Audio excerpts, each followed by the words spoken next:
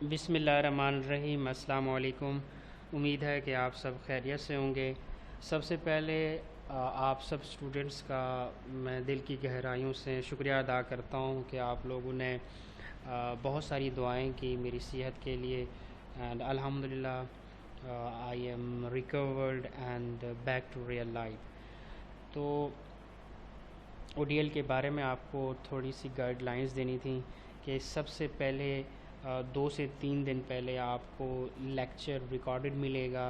आप अपनी MS team पे जाके वहाँ से रिकॉर्डेड लेक्चर देखेंगे और साथ स्लाइड्स भी अपलोड होंगी। और जिनके पास इंटरनेट मौजूद नहीं है वो अपने दोस्तों के साथ रब्ता करके रिकॉर्डेड लेक्चर मंगवा सकते हैं। लेकिन जब हमारा इंटरेक्शन सेशन होगा उसमें आपकी अटेंडेंस भी काउंट होगी, तो उसमें आपके माइंड में जो जो सवालात होंगे वो हम डिस्कस करेंगे। तो टोटल हमारे पास 7 वीक्स हैं और आई विल ट्राई कि आपके जो आयरन एंड स्टील मेकिंग की मेन कोर्स आउटलाइंस हैं वो आपकी सारी रिकवर हो जाएं। तो आइए आज का जो फर्स्ट लेक्चर है वो हम स्टार्ट करते हैं। सबसे पहले ये सवाल पैदा होता है कि iron and steel making process को पढ़ाने की ज़रूरत क्या है, हमें क्यों सीखना चाहिए। तो हमारा जो मेन फोकस होगा आज वो ये है कि इस सब्जेक्ट की अहमियत क्या है और इसको क्यों पढ़ना चाहिए, और आयरन नेचुरली तौर पे किस शेप में पाया जाता है और वहाँ से हम उसको उस प्रोसेस करके एज अ रॉ मटेरियल या ब्लास्ट फर्नेस तक उसको कैसे पहुँचाते हैं। तो ये आज हमारा मेन टॉपिक होगा।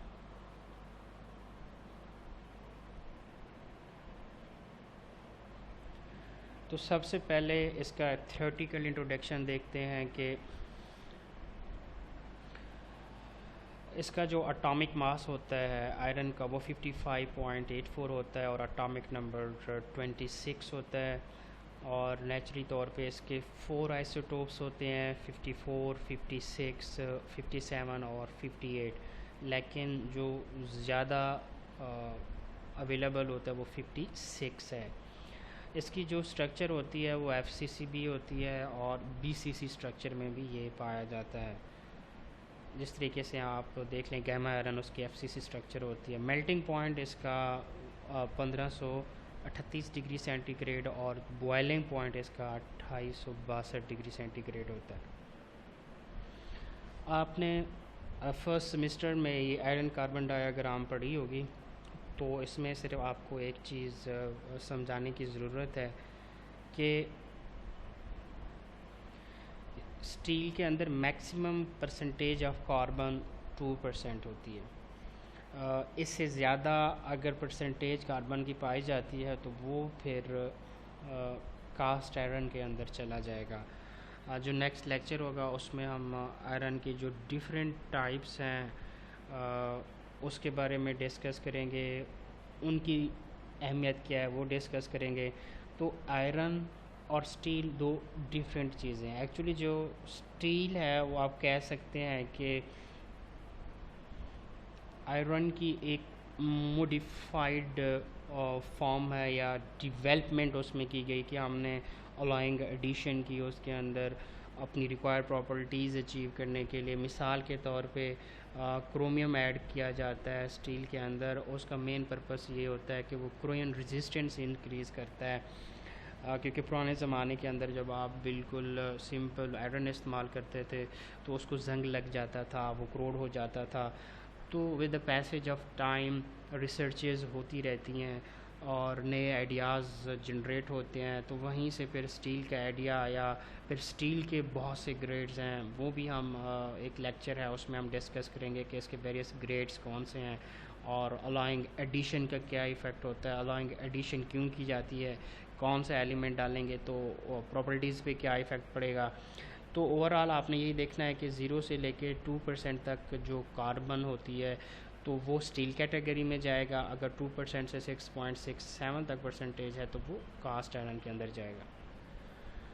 तो जो रिमेनिंग डिटेल्स है आयरन कार्बन डायग्राम की, तो आप ऑलरेडी उसमें कर चुके हैं फर्स्ट सेमेस्टर में भी और फिज़िकल मेटलर्जी में भी। अगर आपने अभी तक नहीं पढ़ी तो आप बता दीजिएगा, नेक्स्ट जो हमारा इंटरेक्शन सेशन होगा उसमें ये रिमेनिंग डिटेल्स भी आपको बता दी जाएंगी कि आयरन कार्बन डायग्राम को स्टडी कैसे करते हैं और कौन सी फेज़ किस टेम्परेचर पे बनती है, इसकी इम्पोर्टेंस, वो सारी चीज़ें। अगर आप कहेंगे आपको ज़रूरत पड़ेगी तो यू कैन कंटेक्ट मी, तो हम इसको फर्दर डिटेल के साथ देखेंगे।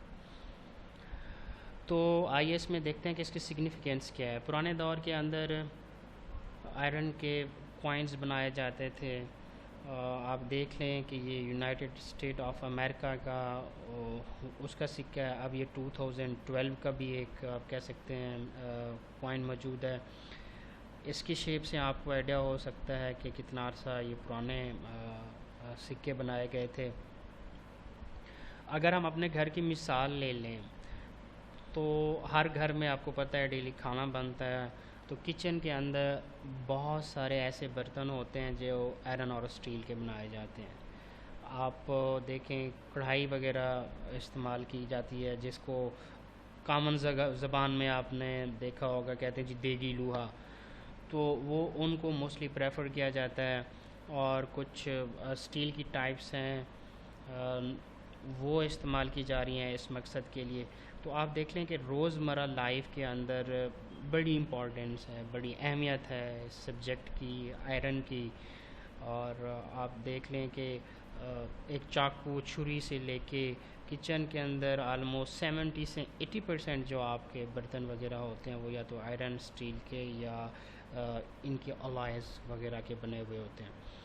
तो मिसाल के तौर पे आप सुबह उठे, आपने नाश्ता बनाया, तो आपका वास्ता किससे पड़ा? आयरन और स्टील से। उसके बाद आप अपने घर से निकलते हैं तो आप सामने देखते हैं कि गेट लगा हुआ है, और ये गेट, इसकी स्ट्रक्चर मटेरियल कौन सा होता है? आयरन एंड स्टील का भी बना होता है या उसके अलॉय का होता है। बहुत कम ऐसे घराने हैं जहाँ पे एलुमिनियम का बना हुआ होता है या खिड़कियाँ उस तरह की बनी हुई होती हैं। लेकिन मोस्टली ऐसा होता है कि जो खिड़कियाँ या मोस्टली जो दरवाजे हैं उसमें किसी न किसी जगह पे या कोई ऐसा आपके डोर का पार्ट मौजूद होता है जिसमें आयरन और स्टील की एप्लीकेशन लाजमी होती है। उसके बाद आप अपने ऑफिस के लिए चलते हैं। अल्लाह आपको इंशाअल्लाह इस तरह की गाड़ी ज़रूर देगा, सबको देगा। तो इसमें काफ़ी पार्ट्स हैं आयरन के और स्टील के। जो ऑटोमोटिव इंडस्ट्री हैं उसके अंदर आयरन की बहुत ज़्यादा अहमियत है। ख़ास तौर पे ग्रेड 17 आयरन है जिसको आप SG आयरन कहते हैं, यानी 17 ग्रेड कास्ट आयरन। वो इंडस्ट्री में काफ़ी इस्तेमाल किया जाता है। ख़ास तौर पे आप मिलर ट्रैक्टर की मिसाल ले लें तो मिलर ट्रैक्टर के जो काफ़ी पार्ट्स होते हैं उसके अंदर कास्ट आयरन यूज़ किया जाता है। उसके बाद अगर आप बैरून मुल्क सफ़र करते हैं, किसी लंबे सफ़र के लिए जाते हैं, तो जहाज़ में काफ़ी ऐसे पार्ट्स मौजूद होते हैं जिसमें आयरन और स्टील का यूज़ किया जाता है। आप पाकिस्तान में सफ़र करते हैं कराची से लाहौर, लाहौर से इस्लामाबाद, तो आपके पाकिस्तान में जो ट्रेनें चल रही हैं उनके आप स्ट्रक्चर देख लें, इनसाइड स्ट्रक्चर देखें, बाहर का स्ट्रक्चर देखें, तो उसमें भी आपको आयरन और स्टील की एप्लीकेशन नज़र आएंगी। इवन जो रेलवे की जो पटरीज़ होती हैं वो भी आयरन और स्टील के जो वेरियस टाइप्स होती हैं इसमें भी मज़ीद मॉडिफिकेशन लाई जा रही है, वो इस्तेमाल की जाती हैं। अगर आप लोकल सवारी इस्तेमाल करते हैं, मोस्टली हर स्टूडेंट के पास ये मौजूद है, बाइक है, तो बाइक के अंदर आयरन और स्टील का इस्तेमाल किया जाता है। इसके काफ़ी पार्ट्स होते हैं जिसमें आयरन और स्टील की एप्लीकेशन मौजूद है। आप ऑफिस में जाते हैं तो ऑफिस में चेयर्स पड़ी होती हैं, आपने काफ़ी चेयर्स देखी होंगी कि उसमें भी आयरन और स्टील यूज़ किया गया है। कंस्ट्रक्शन इंडस्ट्री में बहुत ज़्यादा इस्तेमाल किया जाता है आयरन और स्टील का। मुग़ल स्टील मिल है, इसके अलावा पाकिस्तान स्टील मिल है, मॉडर्न स्टील मिल है, मॉडल स्टील मिल है।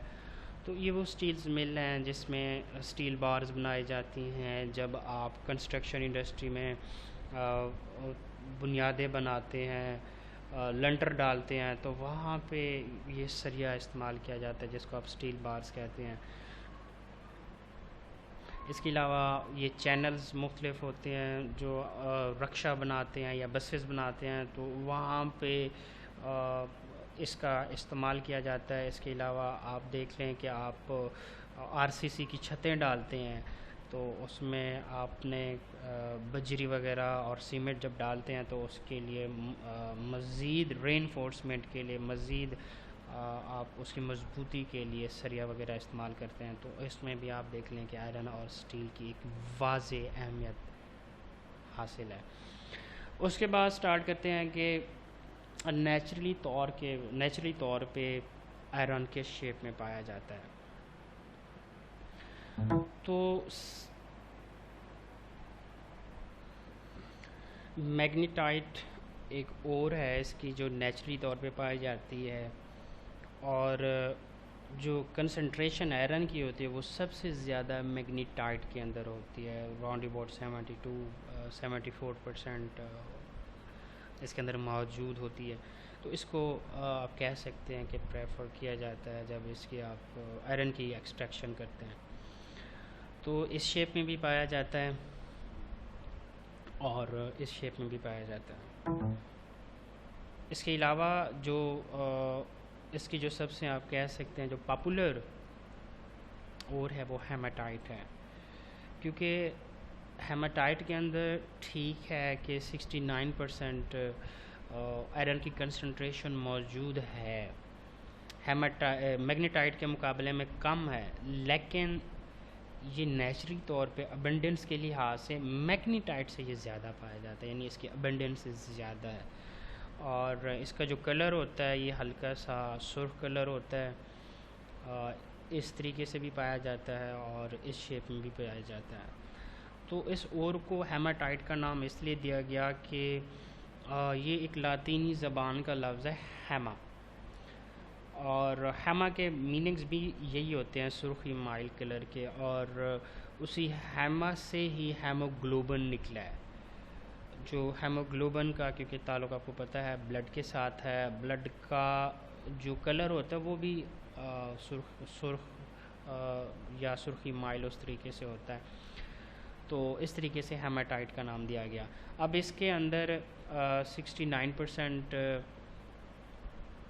आयरन की कंसंट्रेशन होती है। इसके अलावा दूसरी जो ओर्स होती हैं उसमें जियोथाइट है, लिमोनाइट है, साइडराइट है, बोग आयरन है। इसके अंदर मोस्टली डस्ट के जो पार्टिकल्स हैं वो ज़्यादा मौजूद होते हैं, इसकी कंसंट्रेशन बहुत कम होती है। पायराइट है, और मोस्टली आप कह सकते हो कि जब आप सल्फ़र की एक्सट्रैक्शन करते हैं तो उसके अंदर इसकी इम्पोर्टेंस ज़्यादा है, क्योंकि जो सल्फ़र है उसकी कंसंट्रेशन इसमें राउंड अबाउट 52 से लेकर 53% तक होती है। जो वुस्टाइट है, आयरन ऑक्साइड है, इसमें 79% मौजूद ज़रूर होती है, लेकिन ये नेचुरली तौर पे एग्जिस्ट नहीं करती है आयरन की ओर वगैरह। अब आप यहाँ से आइडिया लगा सकते हैं कि जो 72 के अलावा जो रिमेनिंग उसमें 28 है या 27 है, वो फिर दूसरे आपके पास एलिमेंट्स मौजूद होते हैं जो आपको ज़रूरत नहीं है, क्योंकि आपको तो आयरन चाहिए। उसमें कार्बोनेट्स हो सकते हैं, सल्फ़र हो सकता है, फास्फोरस, सिलिकॉन वो मौजूद हो सकता है, क्योंकि आपको पता है कि जो ज़मीन की क्रस्ट है उसमें सबसे ज़्यादा ऑक्सीजन पाया जाता है। ऑक्सीजन 46% होता है। उसके बाद सेकंड मोस्ट अबंडेंट जो एलिमेंट है वो 28% है। सिलिकॉन, एलुमिनियम 8.3% होता है, और आयरन ऑलमोस्ट 5.6% होता है। तो अगर आप देख लें तो आप कह सकते हैं कि iron fourth most abundant element in the earth crust है, लेकिन दूसरी साइड से देखें तो ये third most abundant solid element है, क्योंकि ऑक्सीजन आपको पता है वो सॉलिड फॉर्म में नहीं पाई जाती। तो क्योंकि अर्थ क्रस्ट में और भी चीज़ें पाई जाती हैं, तो जब आप इसकी एक्सट्रैक्शन करते हैं तो वो दूसरी चीज़ें भी इसमें मौजूद होती हैं। तो उनको फिर आपको मुख्तलिफ प्रोसेस के ज़रिए, जिसको आप मिनरल प्रोसेसिंग कहते हैं या बेनिफिकेशन ऑफ आयरन ओर कहते हैं, वो स्टेप यूज़ करते हुए आपको फिर जो आयरन की कंसंट्रेशन है वो करनी पड़ती है। अब हम स्टार्ट करते हैं कि जी रिव्यू करते हैं कि मिनरल प्रोसेसिंग के जो बेसिक स्टेप्स हैं वो कौन कौन से हैं। तो सबसे जो पहला स्टेप होता है वो होता है drilling and blasting. Drilling and blasting में ये होता है कि आप कि जहाँ पे ज़ख़ायर मौजूद हैं, फ़र्ज़ किया वो किसी पहाड़ में मौजूद है, तो आप वहाँ पे जाते हैं और एक ख़ास पॉइंट पे जाके आप उसकी ड्रिलिंग करते हैं। ड्रिलिंग के थ्रू आपको ब्लास्टेड पाउडर डालना पड़ता है या ब्लास्टिंग मटेरियल यूज़ करना पड़ता है। उसके बाद जैसे ही आप ब्लास्टिंग करते हैं तो वो जो पहाड़ होता है, आप कह सकते हो कि वो छोटे छोटे स्टोन्स के अंदर वो कन्वर्ट हो जाता है। फिर उसको आप क्रशिंग और ग्राइंडिंग यूनिट में भेजते हैं। वहाँ प्राइमरी क्रशिंग मिल, सेकेंडरी क्रशिंग मिल, टर्शरी क्रशिंग मिल, तो वो इस्तेमाल की जाती है। उसके बाद आता है कंसंट्रेशन, क्योंकि आपने ग्राइंड तो कर लिया लेकिन उसके अंदर जो दूसरे अनवांटेड मटेरियल्स हैं या जिसको आप गैंग पार्टिकल्स कहते हैं वो मौजूद हैं। तो फिर कंसंट्रेशन टेक्निक यूज़ की करके हम जो हमारी रिक्वायर्ड ओर होती है आयरन की, तो वो हम अचीव करते हैं। मिसाल के तौर पे उसमें डस्ट मौजूद होता है या कोई और ऐसी चीज़ मौजूद है कि वो पानी में डिज़ॉल्व हो सकती है, तो हम क्या करते हैं, हाइड्रोलिक वॉशिंग करते हैं स्टार्ट में। या इसी तरीके से ग्रेविटी सेपरेशन मेथड होता है, वो इस्तेमाल कर सकते हैं। मैग्नेटिक सेपरेशन है वो इस्तेमाल की जाती है। अब मैग्नेटिक सेपरेशन में क्या होगा कि आयरन जो है आपको पता है कि वो मैग्नेट के साथ अट्रैक्ट करता है, तो मैग्नेट के साथ जब अट्रैक्ट करेगा तो आयरन की वो जो आपकी कंसंट्रेशन है वो बढ़ती जाएगी। जो आपके अनवांटेड कंपोनेंट्स हैं वो आपकी दूसरी साइड पे आप उसको इजीली सेपरेट कर सकते हैं। अब एक वीडियो दिखाता हूँ आपको जिसमें आपको ड्रिलिंग और ब्लास्टिंग का जो प्रोसेस है वो समझ आ जाएगा।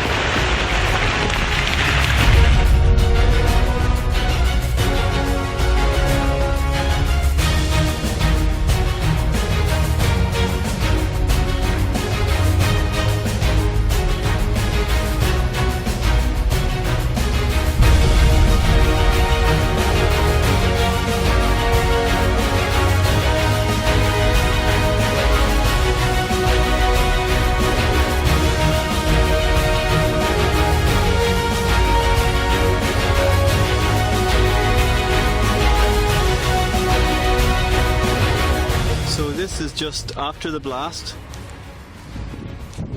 अब आप इसमें देख लें कि We had a very successful blast. I don't know if you can see this, but तो फिर यही इसको फिर आप क्रशिंग और ग्राइंडिंग यूनिट के लिए लेके जाएंगे। आप देख लें कि पहले ये पहाड़ की शेप में मौजूद था, अब कदर इसकी आप कह सकते हो कि इस काबिल हो चुका है कि हम इसको फर्दर प्रोसेसिंग के लिए क्रशिंग या ग्राइंडिंग यूनिट में भेज दें।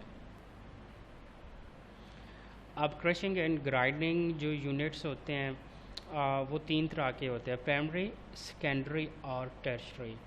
तो प्राइमरी के अंदर जो क्रशर मौजूद होते हैं वो जा क्रशर या ग्रेटरी क्रशर कहते हैं। आप जा क्रशर की शेप इस तरीके से देख सकते हैं कि यहाँ से आपको फीड करना पड़ता है और ये क्रश वगैरह करते हैं। जो फीड साइज़ होता है वो आपका अप टू 1.5 मीटर के करीब मौजूद होता है, लेकिन जो प्रोडक्ट साइज़ ये वाला तो ये मैक्सिमम आप कह सकते हो कि 150 से लेके 300 मिलीमीटर तक आपको अचीव होता है। उसके बाद ग्रेटरी क्रशर्स होता है, उसका सेटअप इस तरीके से होता है। वो जा क्रशर की निस्बत आप कह सकते हैं कि इसमें फ़ीड की जो प्रोडक्ट है वो ज़्यादा आप उसमें आप इनटेक कर सकते हैं। इसके अलावा जो सेकेंडरी क्रशर हैं उसमें HPGR HPGR stands for high power grinded rulers, उसके लिए इस्तेमाल किया जाता है। तो उसमें 150 से लेके 450 मिलीमीटर तक, यानी जो आपको प्राइमरी क्रशर्स हैं जो प्रोडक्ट साइज़ मिलता है उसको आपको सेकेंडरी साइज़ में एज अ फीड साइज़ के तौर पे इस्तेमाल करना पड़ता है, और वहाँ से आपको 40 से लेके 130 मिलीमीटर तक आपको वो चीज़ अचीव होती है। ये रूल क्रशर का आप उसका एक स्केच देख लें कि वो इस तरीके से काम करता है। उसके बाद टर्शरी क्रशिंग स्टेज आती है, उसमें जो आपका फीड साइज़ होता है वो 20 से लेके 150 मिलीमीटर तक होता है, और जो प्रोडक्ट साइज होता है वो 5 से लेके 25 मिलीमीटर तक होता है। किसी भी चीज़ को क्रश करने के लिए आप मुख्तलिफ़ तरीके इस्तेमाल कर सकते हैं। मिसाल के तौर पे इस तरीके से आप बाय यूजिंग टेंसाइल फोर्स, आप एक साइड पे टेंसाइल फोर्स अप्लाई करें तो उसको आप तोड़ सकते हैं, क्रश कर सकते हैं, या दोनों साइड से आप फोर्स लगाएं, कंप्रेशन के थ्रू भी आप क्रशिंग कर सकते हैं। इसके अलावा इम्पैक्ट के ज़रिए, लेकिन आगे एक पॉइंट होना चाहिए, हार्ड पॉइंट होना चाहिए कि अगर उसको लगता है इम्पैक्ट लगा के आप उसको भी क्रश कर सकते हैं। इसके अलावा चौथी शेप शेयरिंग होती है कि आप बाय यूजिंग शेयरिंग फोर्स, और आपकी मर्ज़ी आप लैब स्केल पे करें, कमर्शियल स्केल पे करें, छोटे लेवल पे करें, हाई लेवल पे करें, तो ये आप कह सकते हो कि पॉसिबिलिटीज़ हैं जिसको यूज़ करते हुए आप क्रशिंग या ग्राइंडिंग वगैरह कर सकते हैं। उसके बाद हम डिस्कस करते हैं कंसंट्रेशन के, कि हमने क्रशिंग कर ली, हमने ग्राइंडिंग कर ली, तो अब हमको क्या करना पड़ेगा।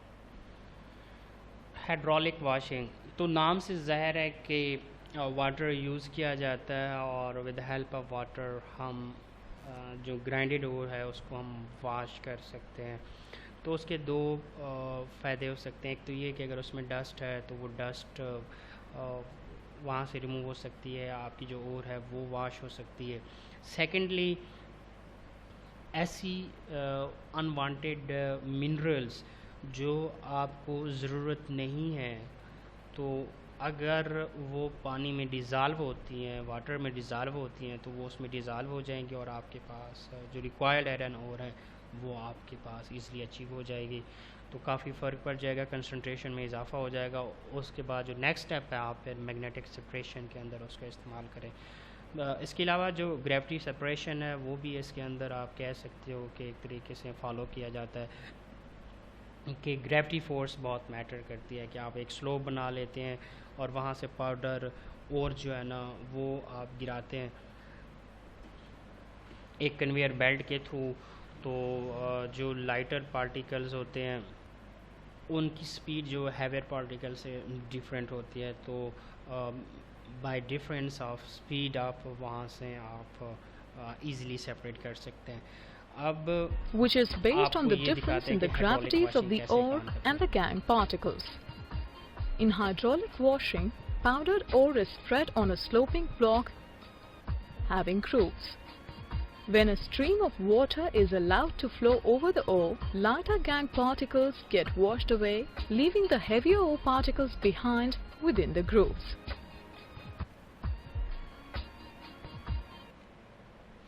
अब आपने इसमें देख लिया कि जो लाइटर पार्टिकल्स मौजूद होते हैं वो वाटर जिस तरीके से फ़्लो कर रहा है वो उसी के साथ साथ फ़्लो करते हैं। जो हैवर पार्टिकल्स हैं, जो ग्रूव्स हैं, वो उसके अंदर आप वो देखेंगे वो ठहर जाते हैं। आपको पता है कि आयरन जो है ना उसकी जो ग्रेविटी होती है वो आप कह सकते हो कि वो हैवी मेटल्स के अंदर उसका शुमार किया जाता है, तो वहाँ से आप इसको इजीली रिमूव कर सकते हैं। अब इस वीडियो को मैं दोबारा चलाता हूँ ताकि आपका ये आइडिया क्लियर हो जाए।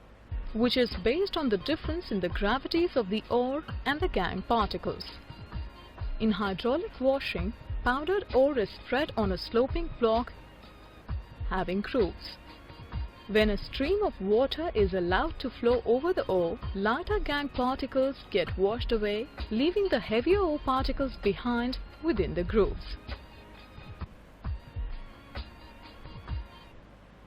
अब आपने देख लिया कि जो हमें अनवांटेड यानी जो लाइटर गैंग पार्टिकल्स थे वो उसके ज़रिए साथ वाश हो सकते हैं। अब उसमें क्या है कि जो लाइटर इम्प्योरिटीज़ होती हैं जिनकी स्पेसिफिक ग्रेविटी बहुत कम होती है वो आराम से रिमूव की जा सकती हैं। जो हैवी मेटेलिक और पार्टिकल्स होते हैं कि उनको हम वॉश करें वाटर के ज़रिए, जिस तरीके से आपने वीडियो में दिखाया। इसके अलावा ये जो हाइड्रोलिक वॉशिंग होती है, ये जो हैवियर ऑक्साइड ओर्स हैं, मिसाल के तौर पे आयरन की जो हेमाटाइट ओर है उसके लिए या गोल्ड के लिए उसकी कंसंट्रेशन के लिए ये इसको प्रेफर किया जाता है। तो इसमें होता है क्या है कि जो ग्राइंडेड ओर है उसको एजिटेशन की जाती है वाटर के ज़रिए या उसको वॉश किया जाता है बाय यूजिंग वाटर, और आपने देखा होगा कि उसकी जो मूवमेंट है वो कन्वेयर बेल्ट के ज़रिए की गई थी। जो हैवियर ओर होती हैं वो नीचे तेज़ी से ग्रूव्स के अंदर उसमें चली। तो उसके अलावा जो सैंडी पार्टिकल्स हैं, गैंग पार्टिकल्स हैं, तो वो वाश अवे हो जाते हैं। तो ओवरऑल हाइड्रोलिक वॉशिंग में क्या कि हुआ, आपने वीडियो में देखा या यहाँ पे पढ़ा कि सबसे पहला स्टेप यही होता है कि आप के पास जो ग्राइंडेड ओर है उसको आप with the help of water उसको वॉश करते हैं और एक स्लोप बनाते हैं। तो उसमें ये फ़ायदा होता है कि जो वो स्लोप बनाते हैं उसमें ग्रूव्स होते हैं और वाटर की स्पीड के साथ साथ जो लाइटर मटेरियल्स हैं या गैंग पार्टिकल्स हैं वो उसके साथ वॉश्ड अवे हो जाते हैं, और वाटर की जितनी स्पीड होती है वो उसके साथ मूव करते हैं। ग्रेविटी फोर्स का उसमें भी अमल दखल होता है, और जो आपके लिए रिक्वायर्ड हैवी मेटल्स होती हैं, मिसाल के तौर पर आयरन वगैरह है, वो उस ग्रूव्स के अंदर फंस जाती है, या आप कह सकते हो कि उसकी स्पीड जो है ना वो एज़ कम्पेयर टू जो लाइटर पार्टिकल्स होते हैं उनकी निस्बत वो कम होती है। Magnetic उसके बाद देखते हैं separation. Magnetic Powdered ore is separation. passed over a conveyor belt running over two rollers, one out of which is magnetic. The magnetic particles get attracted to the magnetic roller and travel a distance with the conveyor belt little longer than the non-magnetic particles. Therefore, the non-magnetic particles drop down first, forming a heap, whereas the magnetic particles drop down a little later, forming a separate heap. अब आपने इसमें देख लिया कि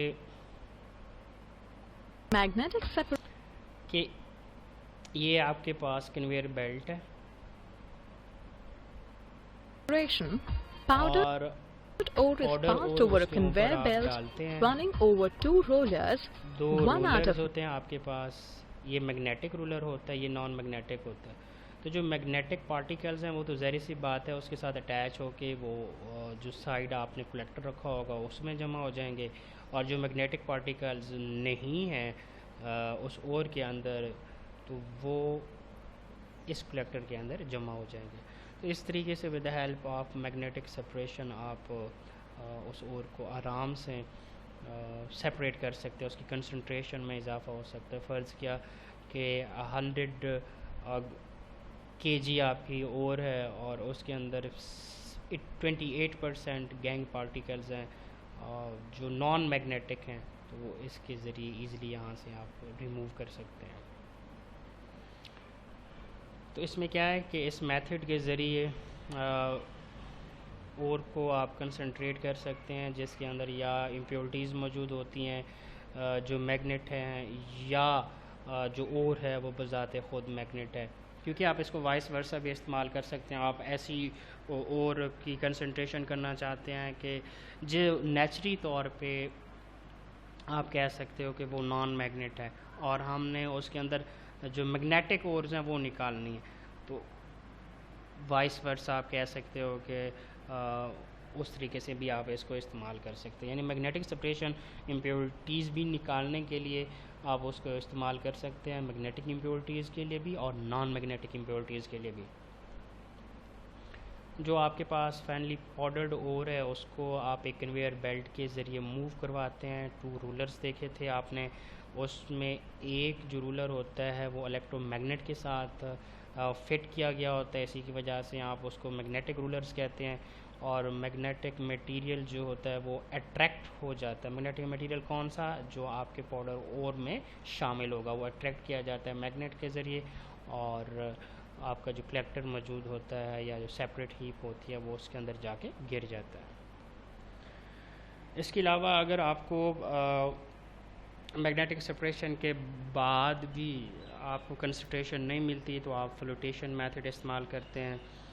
उसमें आपको मुख्तलिफ़ chemical इस्तेमाल करना पड़ता है और वो केमिकल जो आपके अनवांटेड कंपाउंड्स होते हैं उनके साथ अट्रैक्ट करके उसको आप साइड पे कर देते हैं। जो आपकी रिक्वायर्ड हो रहा होती है वो आप इजीली वहाँ से अचीव कर सकते हैं।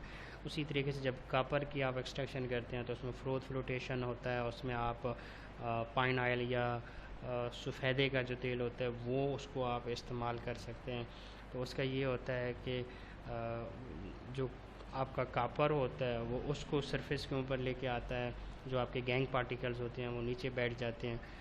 तो वो फ्लोटेशन का प्रोसेस कॉपर में होता है या लेकिन इसके अंदर स्टील के अंदर आप आयरन के अंदर आप अगर चाहें तो फ्लोटेशन का प्रोसेस इस्तेमाल कर सकते हैं। इसके बाद जो नेक्स्ट प्रोसेस होता है वो स्मेल्टिंग या रोस्टिंग, वो ब्लास्ट फर्नेस के अंदर इस्तेमाल होता है। वो प्रोसेस हैं उसमें जो कार्बोनेट्स होती हैं वो वहाँ से रिमूव होना शुरू हो जाते हैं या दूसरे जो ऑक्साइड्स वगैरह होते हैं वो वहाँ से रिमूव हो सकते हैं आराम से। तो वो ब्लास्ट फर्नेस के अंदर स्टेप्स हैं, वो ठीक है। उसके अंदर आप कह सकते हो कि वो भी एक एक्सट्रैक्शन का एक प्रोसेस होता है ब्लास्ट फर्नेस का, क्योंकि आप आयरन की ओर से आप क्या अचीव कर रहे होते हैं, पिग आयरन। फिर उसी पिग आयरन को आप इस्तेमाल करते हुए आगे फिर स्टील बनाते हैं या मुख्तलिफ आयरन के टाइप्स बनाते हैं, स्टील की मुख्तलिफ उसके ग्रेड्स वगैरह बनाते हैं। तो वो जो ब्लास्ट फर्नेस वाला आप कह सकते हो सिस्टम है वो भी एक एक्सट्रैक्शन का है। तो ये जो पहले स्टेप्स हैं ड्रिलिंग एंड ब्लास्टिंग, उसके बाद आपने देखा होगा क्रशिंग, ग्राइंडिंग, मैग्नेटिक सेपरेशन। तो ये जो मेथड होते हैं actually they belong to mining engineer, geological engineer. तो ये उनका काम होता है कि वो आपको ये जो मिनरल्स हैं, जो मेटल्स हैं, वो आपको बेटर कंसंट्रेशन के अंदर आपको प्रोवाइड करते हैं। और जो मेटलर्जिकल इंजीनियर होता है उसका जो मेन काम ये होता है कि वो वहाँ से आप अपना जो प्रोसेस होता है वो वहाँ से स्टार्ट करता है। उसको कंसंट्रेशन का पता होता है, कंपोजिशन का पता होता है, उसको अपने माइंड में रख के वो फिर नेक्स्ट प्रोसेस उसको स्टार्ट करता है। तो आई थिंक आज के लिए आपके लिए ये काफ़ी है। मैंने ट्राई की है कि जहाँ पे थोड़ी बहुत खांसी आ रही थी मैंने वहाँ पे उसको स्टॉप किया। तो कदरे आप कह सकते हो कि लेक्चर रिकॉर्ड करने में कामयाबी हुई है। तो आपका कोई सवाल है आप चैट ऑप्शन में भेज सकते हैं, और या जिस दिन हमारा इंटरेक्शन सेशन होगा उसमें मैं आपसे पूछूंगा कि फ़र्स्ट 5 रजिस्ट्रेशन नंबर कौन से हैं, उनमें से किसी का सवाल, या फ़र्स्ट 10 उनमें से किसी का सवाल। तो आप with the passage of time जो है ना अपने सवाल वगैरह उस लिहाज से आप पूछ सकते हैं।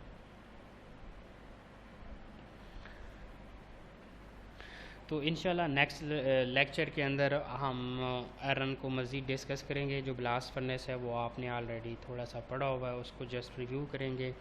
और पहले हम आयरन का पोर्शन वो कवर करेंगे, उसके बाद हमने स्टील को उठाना, फिर एक दो सब्जेक्ट उसमें मज़ीद ऐड किए, एक दो टॉपिक उसमें मज़ीद ऐड किए हैं। जिस तरीके से टाइप्स ऑफ आयरन है वो पहले कोर्स का हिस्सा नहीं था। इसके अलावा जो अलॉइंग एडिशन है उसका पर्पस क्या है, वेरियस ग्रेड्स कौन से हैं इसके स्टील के, क्योंकि जब आप इंडस्ट्री में जाते हैं उसके बारे में आपसे सवालात किए जाते हैं तो उसका आपके पास थोड़ा बहुत नॉलेज होना चाहिए।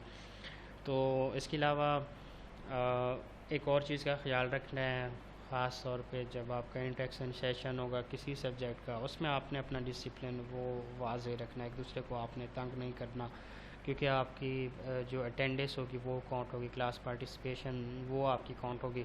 आप में से जो भी बच्चा भूलेगा वो ऑटोमेटिकली वाज़े सामने नज़र आ जाता है, या उसका नाम सामने आ जाता है, या उसका रजिस्ट्रेशन नंबर जो है ना वो वाज़े हो जाता है।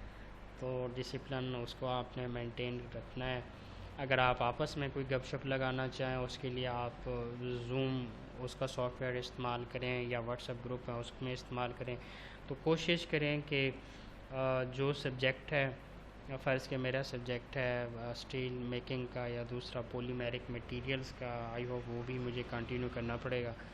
तो उसमें ये होगा कि आपने जो डिस्कशन करनी है वो इसी से रिलेटेड होगी, उसी टॉपिक से रिलेटेड होगी, उसी सब्जेक्ट से रिलेटेड होगी। क्योंकि आपने कोई गलत कमेंट किया, कुछ लड़के करते हैं, तो हर सब्जेक्ट्स पे ओडीएल कमेटी है, उसकी एक्सेस है। मिसाल के तौर पे चेयरमैन साहब हैं, कुल साहब हैं, उसकी एक्सेस है, फुरकान साहब, वो हर बच्चे का मैसेज चेक करेंगे। यानी आप जो भी यहाँ पे मैसेज करते हैं या जो भी रिप्लाई किया जाएगा वो सारी चीज़ें इसमें काउंट होगी। तो कोशिश करें कि इसमें कोई अनएथिकल कोई चीज़ आपने वो नहीं करनी इस ऑनलाइन सिस्टम में। तो कोशिश करें कि इसमें आप सीख जाएं। So thank you very much for today. आपने अपना कीमती वक्त दिया, आपका बहुत बहुत शुक्रिया। और नेक्स्ट लेक्चर में फिर हम थोड़ा सा डिस्कस करेंगे इम्तिहान के बारे में कि उसमें क्या क्या चीज़ शामिल करनी है। ये भी हो सकता है कि जो नेक्स्ट हमारा इंटरेक्शन सेशन है उसमें हम आपसे पूछेंगे कि क्या करना है, क्योंकि आप ऑलरेडी कुछ पढ़ चुके हैं। तो आई विल प्रेफर कि जो आपको मैं पढ़ाऊँगा वहाँ से इम्तिहान लिया जाए, या जो आपने ब्लास्ट फर्नेस पढ़ी या जितनी आपको समझ आ गई वो उस चीज़ में आप काउंट करेंगे। तो इंशाल्लाह बहुत जल्द मुलाकात होगी।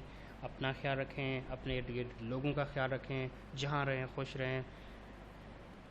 टेक केयर, अल्लाह हाफिज़।